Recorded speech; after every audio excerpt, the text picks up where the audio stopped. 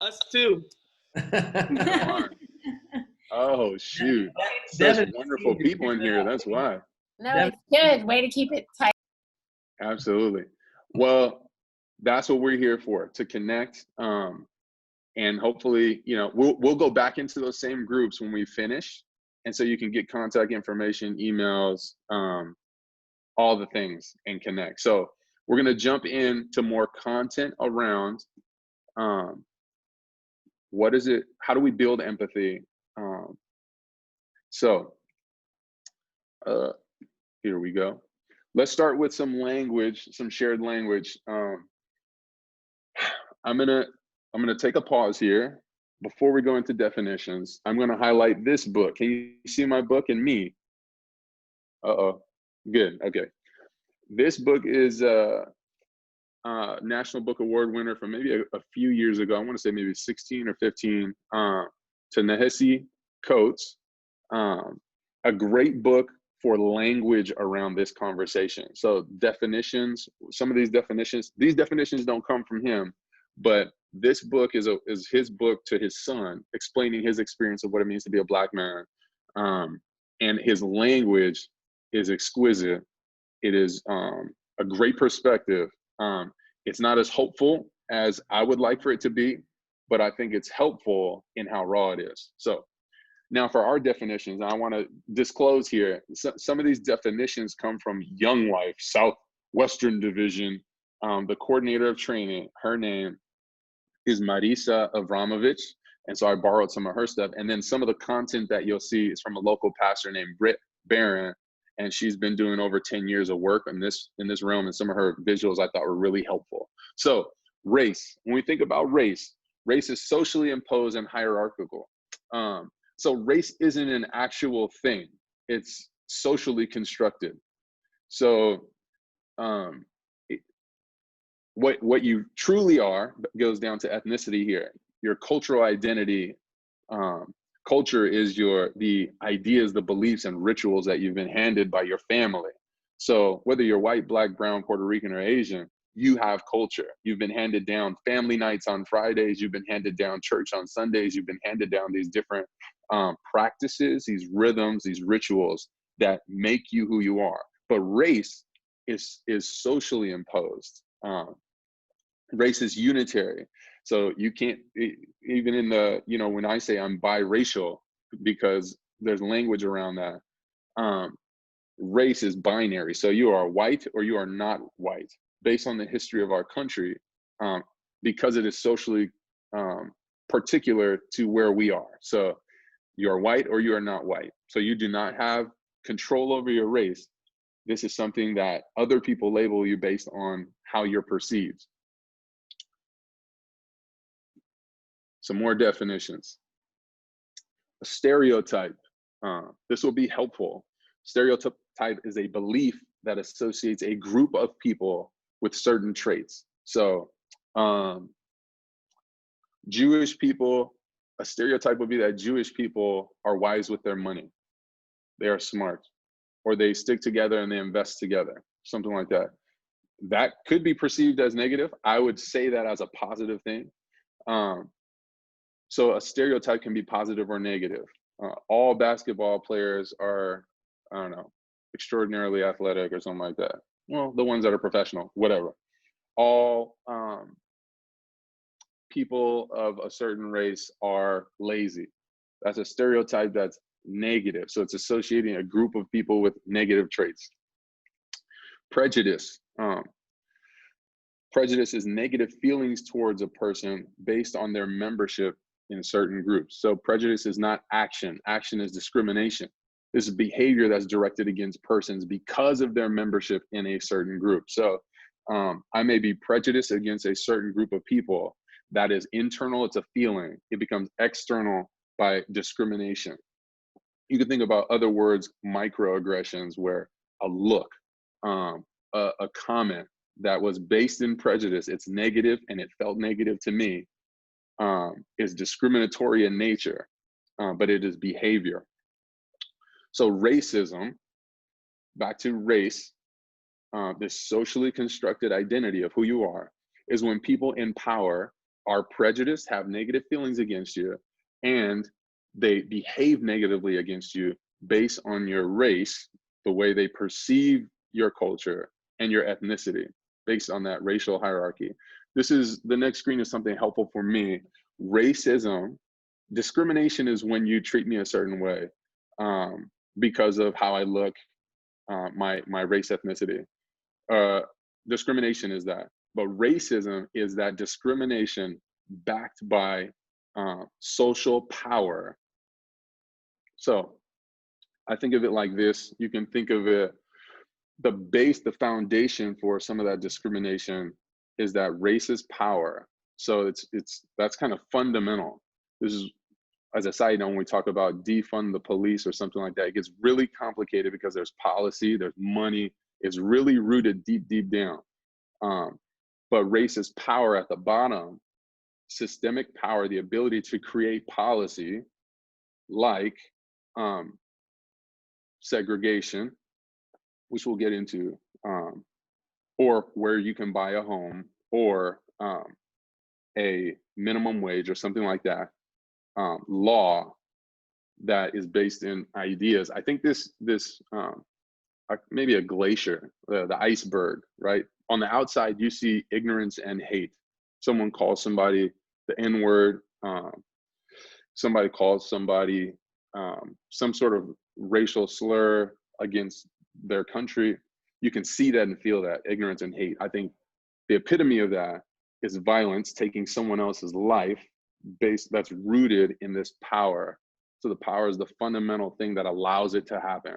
That power creates policy. Those policies, it's a cycle. Those create the ideas, it reinforces those ideas that reinforce people to treat other people based on those through ignorance and hate, that creates violence, that reinforces the power. So that's something to think about. There are many, many, many different people's faces. These faces, to be honest, are hard for me to look at. These are three people whose lives were lost because of racism just during COVID. Ahmaud Arbery, the first one in the tuxedo, his life was lost in February. Not because, but we found out about it during COVID. Breonna Taylor, who was a first responder, who was spending her days trying to save others' lives, was murdered in her home while she was asleep on a warrant that has yet to be produced.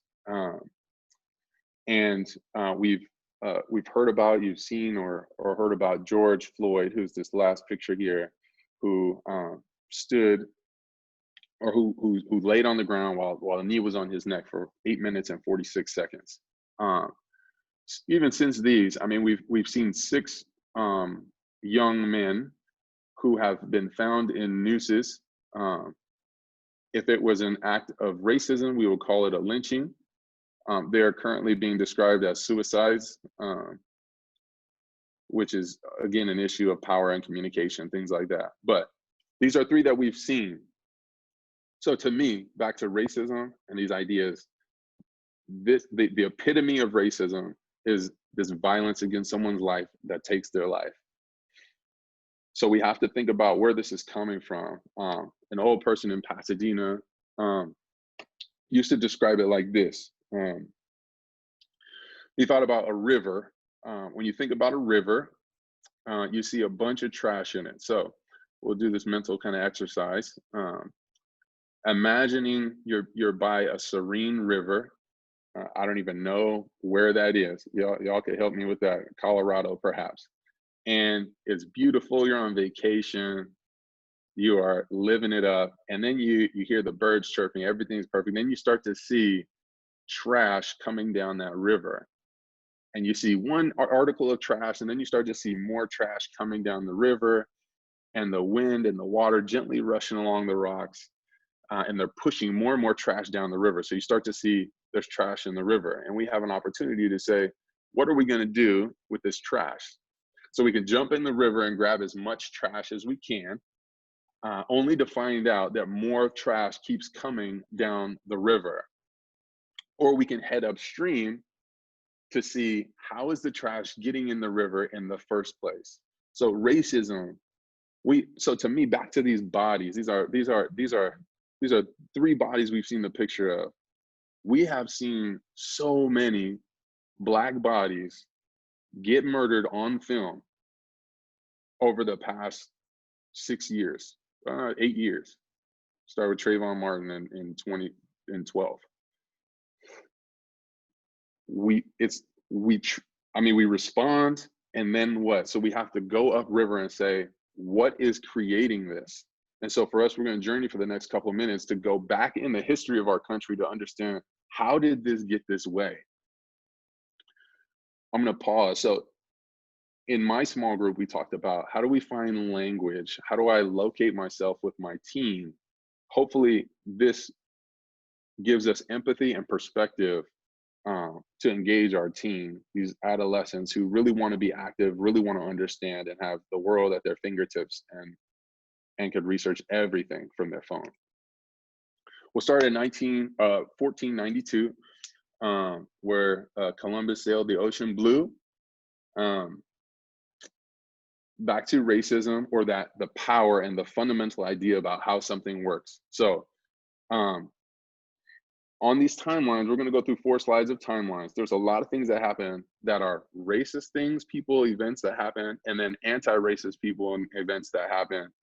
We won't talk about all of them, but I think one of them, even in 1942, that's not listed here, is this idea of manifest destiny. And when I land here, this thing just belongs to me, because. So what happened was, a whole ethnic group of people were wiped out or put into small reservations, and their land was taken and colonized, and they were given culture and stripped culture. So that's 1492. Then we have the first slave ships coming from Africa to Virginia in 1619. In 1656, Elizabeth Key sues for her freedom and wins, which is fascinating and incredible. If we had more time, we would break into groups and we'd find more. We'd list this thing, chart it out together, but we don't. So we're going to move on. But you can think about this time window, what fits historically. Then from 1790 to 1954, the building of the US as an apartheid country. So it may seem surprising to you to talk about America as an apartheid country, but this is a time in our history is categorized by the enslavement of Africans, Jim Crow segregation. Jim Crow, I meant to bring that book. The new Jim Crow. Jim Crow's this character. There's a white man who played in early 1830s, played this Black character who was a slave, and he was just like this dumb slave. And so that character was named Jim Crow. And so there was these laws that governed the South, mostly around dumb slaves, basically, Black people. So Jim Crow segregation, there's expansion westward, and genocide, establishment of the reservation system for Native Americans. 1849, Harriet Tubman escapes slavery to Philadelphia, begins helping others through the Underground Railroad. And then the Ku Klux Klan is formed in Tennessee in 1865. This date is interesting to me. I love that everybody's on mute. I was going to ask you a question. It wouldn't matter anyway. In 1863, the Emancipation Proclamation goes out. And so we end the Civil War. Kyle, you may not correct me if I'm wrong because you're muted. You history teacher, you. But so slaves are declared free in 1862 or 63. In 2 years, we celebrated in 65, I want to say June 19th, 1865, the last city in Texas, the last kind of slaves become aware that they're free. So also in 65 is when the 13th Amendment becomes officially ratified. It went through the Senate, then it goes through the House, becomes the amendment so that slavery is abolished officially. So the reaction, the racist reaction to slavery being abolished are basically men who had watched people basically die and fight for racism are so connected to it. They've been so entrenched in it, blood, sweat, and tears in it, that they formed the Ku Klux Klan in 1865. More time than we needed on that slide. And then 1954, the period of civil rights movement, American Indian movement, farm worker movement, La Raza, where many Filipinos actually started that movement, and Yellow Power and many other people's movements. So Georgia Board of Education orders that any teacher supporting integration should be fired. So that is a racist action. In 1960, we have the Student Nonviolent Coordinating Committee, students who raise up to say they create this committee, they invite MLK, the civil rights movement gains momentum. MLK is murdered. Later, for us in Pasadena, I want to think about 1970, 50 years ago, Los Angeles Unified School District, Brown versus Board of Education goes through. So we order integration in all the school districts. John Muir is one of the last schools to be integrated in California. When John Muir is integrated, then we create a school system that is second, that maybe it's not even second, it rivals Washington, D.C., in that white families of wealth don't want to be engaged in the integration. And so then we start to create a private school system, which takes resources away from the public school system. And now we have 12 private schools and 4 public high schools. So the resources change, and then that becomes cyclical too. So we can't get enough money, so we have to close down public schools, and then the private schools have a lot of resources. They become more attractive to people who can choose that way, and then less resources go PUSD. So that happens in the 70s. That's how that affects Pasadena, based on an idea that kind of finds its roots in racism, and that plays itself out in that way. 1973 to present. Lots of things in here. We could chart it together if we had more time. I think about in 2013, Black Lives Matter is founded. There's a lot of challenge and ideas around Black Lives Matter. How do we identify with it? What do we think? In 2012, Trayvon Martin is murdered. George Zimmerman is convicted or is charged. In 2013, he is acquitted of all his charges. In response to the powers that be stamping and saying Black lives do not matter enough to convict this man for murdering this young boy. So Black Lives Matter is founded in response to that. 2020, this year, we just looked through 600 years of history about, we have George Floyd being suffocated on camera for the world to see. So this is kind of the stream. When we look back at the stream, this is what's been happening. This is what keeps coming down the pipe. So when we think about our teens, we think about what's happening. We've seen a lot of looting, and I think looting and rioting, let me call it rioting. That's what MLK would call it. And MLK said that, Dr. King said that rioting is the voice of the unheard. And so when I don't have a therapist, and when the system just keeps reinforcing that my life can be taken, what am I supposed to do? This becomes important. I gotta see if my next slide, yes. This is a communication triangle. This is really, really helpful, a really actionable thing for your teens. You've experienced it before, but to be very clear, when I'm feeling that this is unjust, not right, not the way it's supposed to be, and nothing is telling me that there's gonna be any change in that, what am I supposed to do? We've tried to get these cops convicted. I think there's been one conviction since 2012 in a police murder. So this is unjust. I just don't know what to do. But back to how we talk to our teens about this and how this rioting matters. You cannot meet the emotions of this moment with facts and information. I had a conversation with the parent based on a teen who was responding to all the emotion and the reality of what was happening with facts and information, and there was a miss. And so when you think about your teens and how do you engage this conversation, part of it is when they feel upset or they feel disoriented, sometimes as a parent, we want to reorient them. We want them to feel okay. We want to nurture them in that moment. If we can engage their emotions and try to feel their feeling by asking them how they're feeling or why they're feeling, and try to sit with them in that and not just meet their emotions with facts and information. So for those of us who do believe with Bible verses and Christian language that is trying to get them to think about facts and hope for the future, that is important. But mourning and that grieving in that moment, that matters. So when I look at this picture and I hear more language about, and I'm be honest, I feel for whoever's business this was. I would imagine that they have insurance.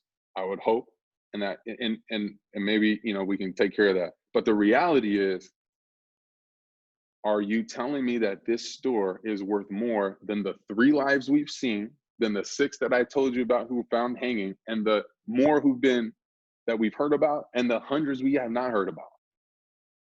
So how do we walk in that with empathy with our kids, to understand back to the whole story of how we got here, to be empathetic? So the communications triangle: don't meet the feelings and emotions with facts and information. It's just a mismatch.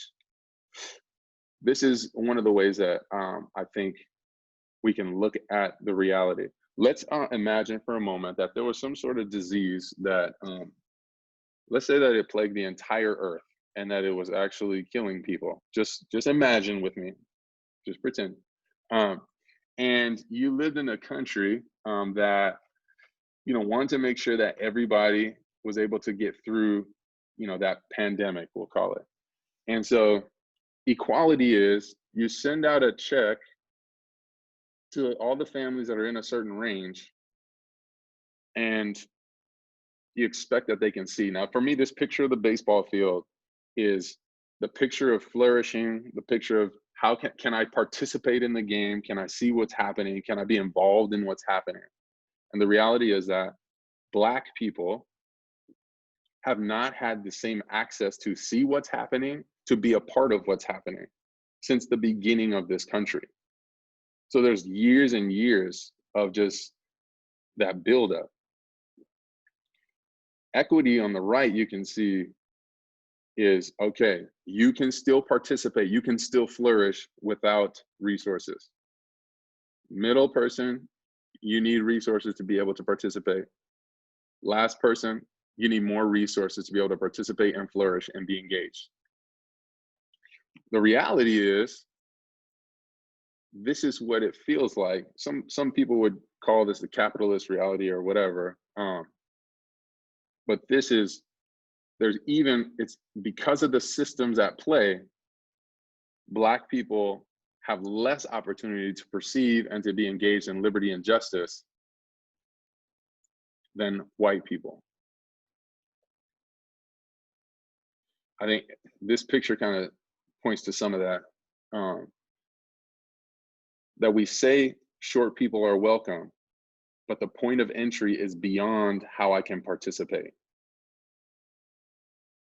So yeah, we love Black people, but what we're doing is inaccessible to them for whatever reason.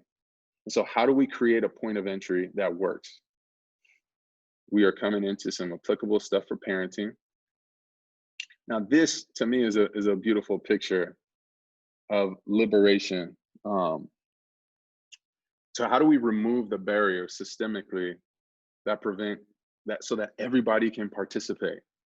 And to me, this is the picture of what we do in coming against the systems and structures so that everyone can experience justice, things being made right, set right, and liberty and freedom.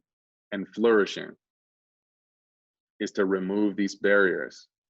And I think back to what we said about young life in the city, one of the beautiful things that we do is remove these barriers. And I think that's one of the things that Jesus does in us and in relationship, because Jesus represents solidarity and kinship and suffering with and a person of color.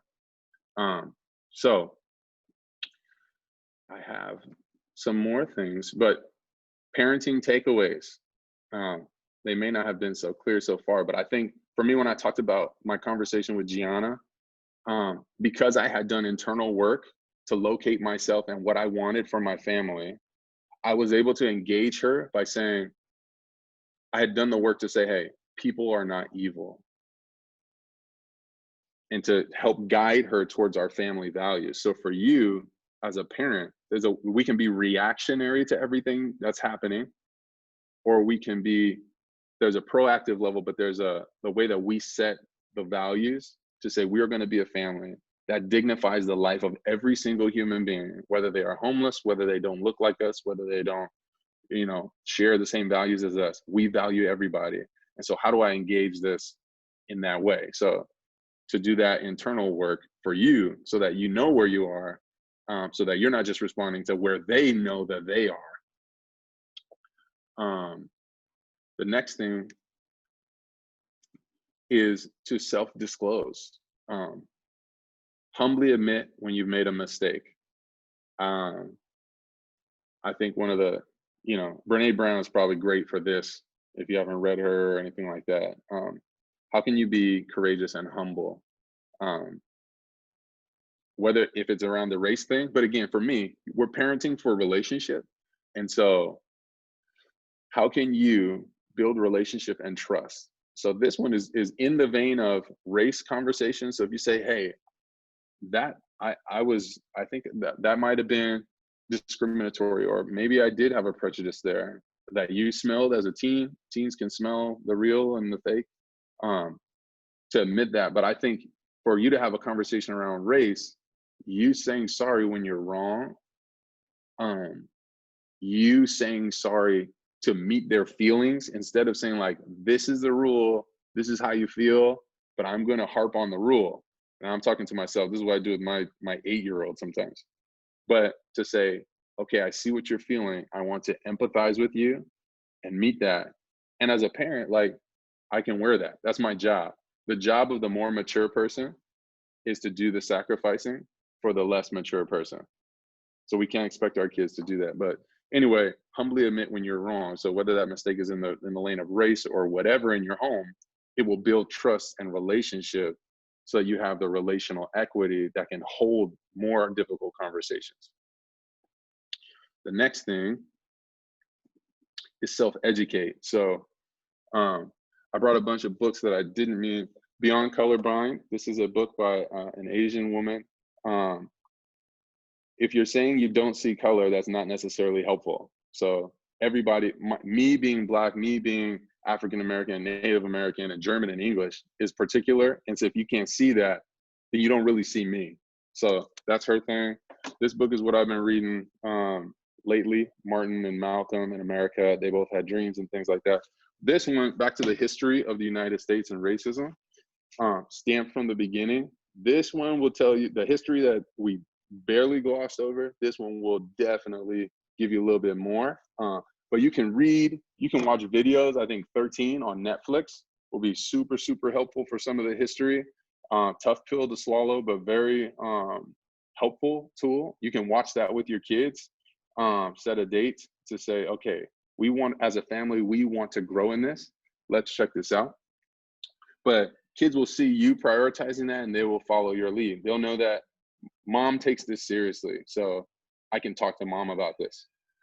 And then initiate the conversation. So start a conversation with your kids and extend grace to yourself. Be gracious to yourself in this conversation. Back to what I said, city life. What I said about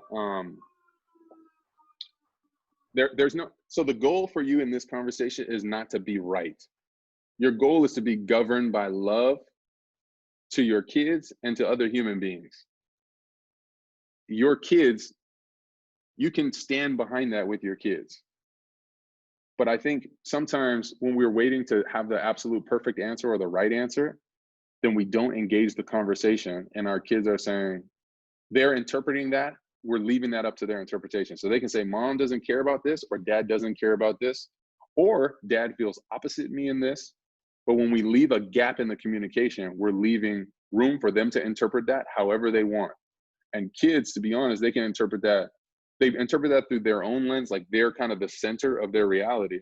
And so they might even interpret that about something about themselves. So you don't like me or trust me because you're not talking to me about that. So, but be gracious to yourself, because it's not about having the perfect right answer. All right. That's a lot of information.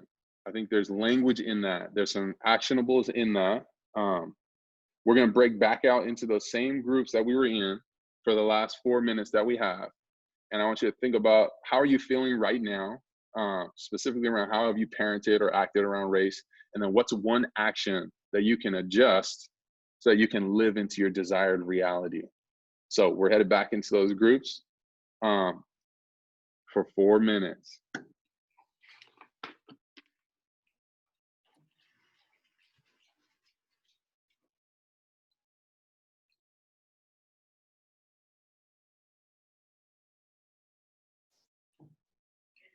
Mm-hmm. Hey.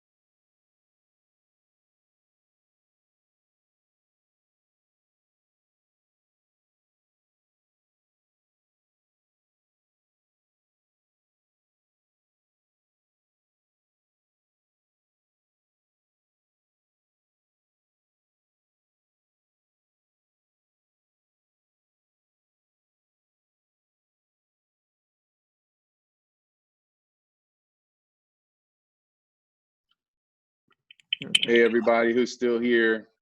Oh my God. Did you guys exchange Mark, information?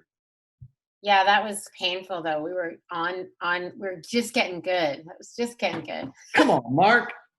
Oh, yo, They there's so gotta much have an stuff. infinite timer, I guess. I know. Come on. Thank you for joining us. We are over 3 minutes, so if you can, this Kyle Michelson gentleman, who's in the square to my left, your right, potentially. He could be anywhere for you.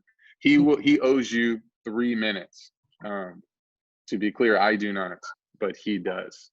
Thank you guys for joining us.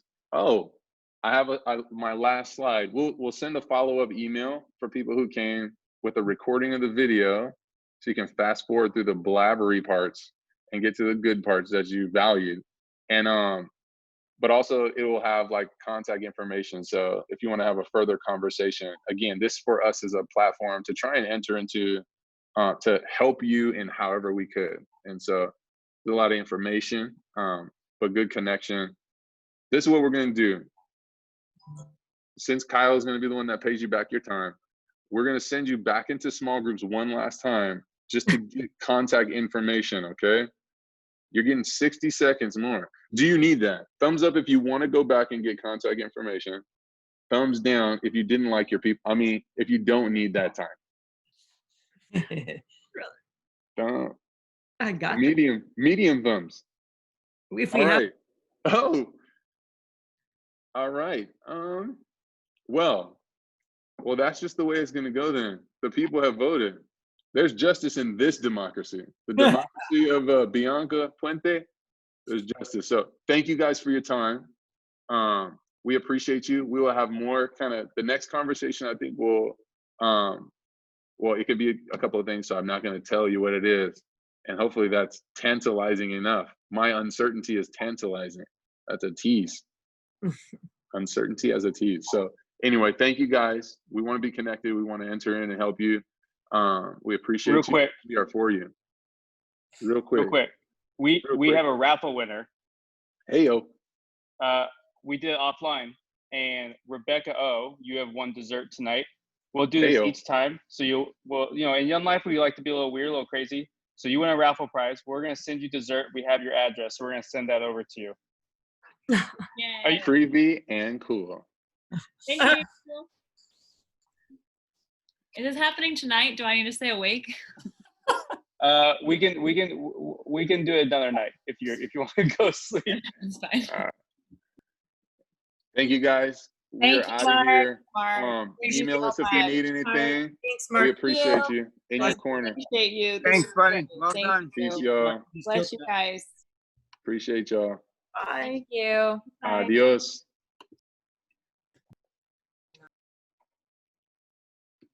Good job, Mark.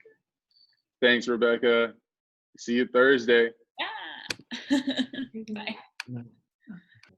Ooh. Ingrid and Jamal is the club. The club farewell. Last We'll hang. one's leaving. I love Thank you guys for. Yeah, thank you. Sorry about the internet, Mark. It's not even your. I was in your office at 7, and then in my mind, the first thing I needed to do is connect to Grace 2, but it started to like I was on Grace 5 and it started going wonky. So. Okay.